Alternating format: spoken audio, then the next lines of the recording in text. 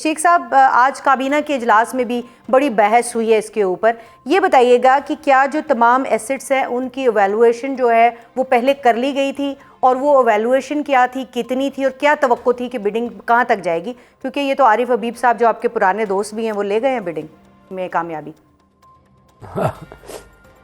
ये पाकिस्तान के लिए और ख़ास तौर पे आरिफ हबीब जो मेरे दोस्त हैं उनके लिए एक बहुत मुबारकबाद का मौका है, और हम बड़े खुश हैं कि कामयाबी से हुकूमत एक बिल्कुल क्लीन और शफाफ तरीके से ये प्राइवेटाइजेशन हुई है, क्योंकि बड़े अरसे से पाकिस्तान में इतनी बड़ी प्राइवेटाइजेशन नहीं हुई थी, और ये इस तरह आर्डरली और शफाफ तरीके से और एक बड़े अच्छे बिजनेस ग्रुप ने ये लिया है, तो ये एक खुशी की बात है। हमने आज जो काबीना का इजलास हुआ उसमें थ्रेडबेयर इसको डिस्कस किया, हर लिहाज से इसकी वैल्यूएशन की कोशिश की गई कि किस तरीके से वैल्यूएशन इसकी कितनी होनी चाहिए, और हमने एक बड़े अच्छे प्राइस पे 100 बिलियन इसका फ्लोर प्राइस रखी थी कि वो प्राइस आएगी, और अगर उसके नीचे भी अगर फ़र्ज़ करो ये क्रॉस नहीं होती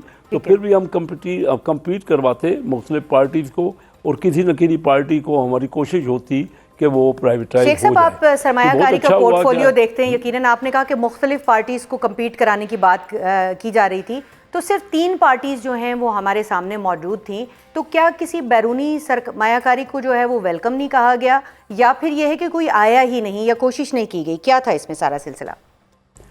हाँ, देखिए ये वाकई हकीकत है कि बैरूनी सरमायाकार अभी पाकिस्तान में रिलक्टेंट हो रहे हैं, लेकिन ये जो खुशी की खबर है ना, और यह अच्छी मुबारक की बात है, क्योंकि जब लोकल सरमायाकार किसी मार्केट में इंटरेस्ट लेता है तो बैरूनी सरमायाकार ऑटोमेटिकली लेता है। सबसे पहले हमेशा हर मार्केट में लोकल सरमायाकार ने लिए, और यही अच्छा शगुन है।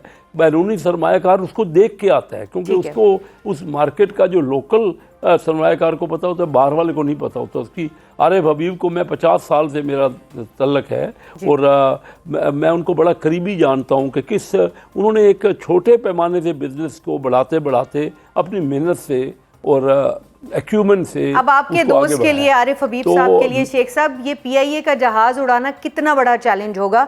क्योंकि पीआईए की सैकड़ों अरब की तो लाइबिलिटीज़ हैं, जबकि अगर बात की जाए तो 650 अरब रुपए इस वक्त पीआईए की एक विद होल्डिंग कंपनी में पार्क हैं। तो क्या देख रहे हैं मुस्तकबिल इसका? नहीं, काफ़ी लाइबिलिटी जो है वो गवर्नमेंट ने अपने सर ली हुई है।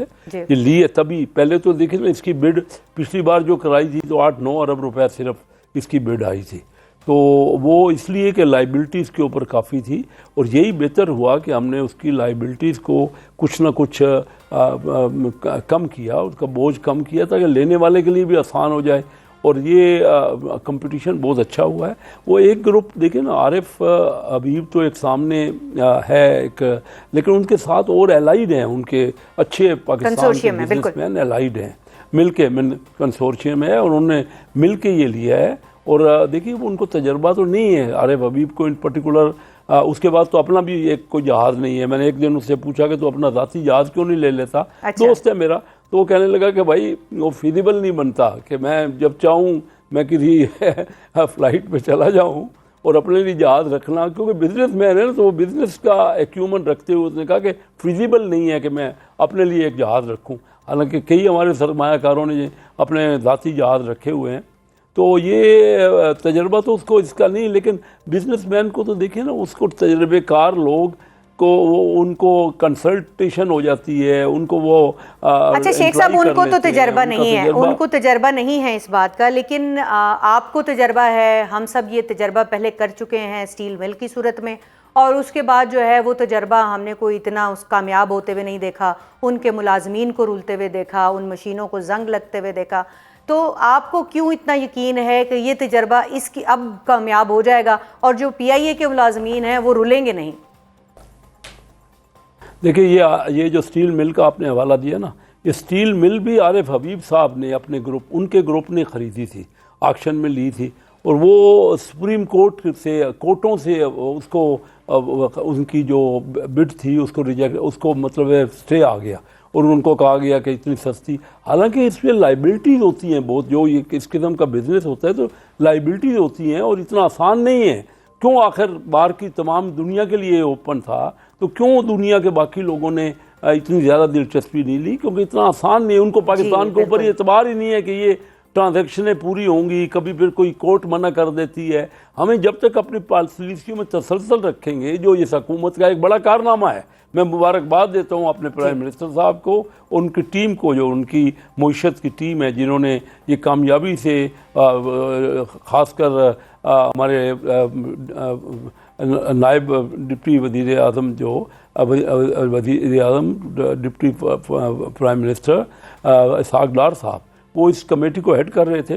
उन्होंने तमाम एस्पेक्ट्स को देख के हमें काबीना में यकीन दहानी कराई कि ये बिल्कुल मुनासिब कीमत है जो हमने ऑफर की है। और मुलाजमीन का बताइएगा शेख साहब, उनके बारे में क्या सोचा है? वो बेचारे तो रुल जाएंगे। मुलाजमीन के बारे नहीं, वो मुलाजमीन के बारे में भी देखिए, एक तो जो प्राइवेट को ये लेता है तो उसको ख़ास हदीद होते हैं मुलाजमीन।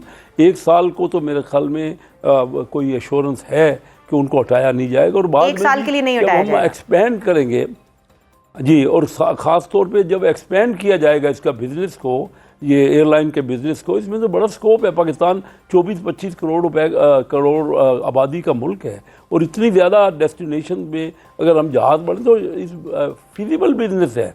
तो ये आज काबीना के इजलास में भी बड़ी लंबी चौड़ी डिस्कशन हुई है इस सारे मामले के ऊपर, और इन खदशात का इजहार भी किया गया है। और आपकी जो एलआई जमात है, पाकिस्तान पीपल्स पार्टी, वो हमेशा से जो है वो निजकारी के ख़िलाफ़ रही है, क्योंकि वो निजकारी तो वक्ती तौर पे हो जाती है, लेकिन उसके जो आफ्टर शॉक्स हैं वो संभाले नहीं जाते फिर हुकूमत से।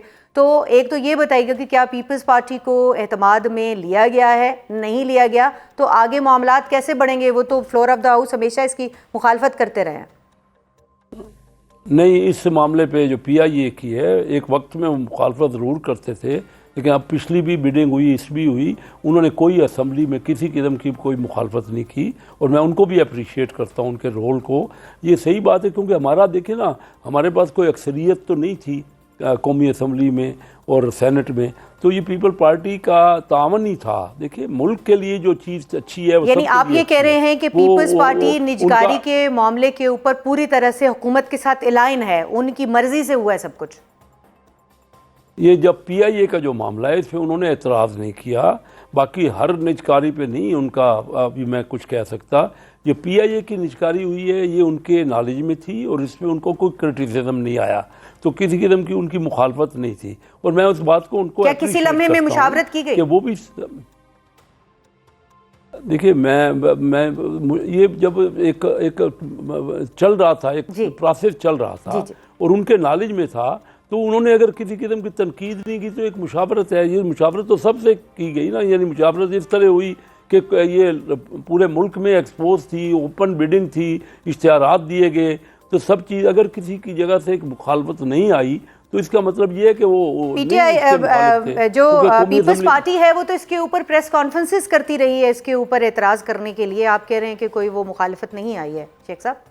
नहीं, अभी रिसेंटली कोई, वो पिछली बहुत पुरानी बातें हैं जिसका वो मुखालफत करते रहे, और स्टील मिल के, क्योंकि वो चाहते थे कि मुलाजमीन को ना हटाया जाए। लेकिन ये इसमें तो हमने मुलाजमीन का भी हम समझते हैं कि आरिफ हबीब ग्रुप उसका ख़ास ख्याल रखेगा।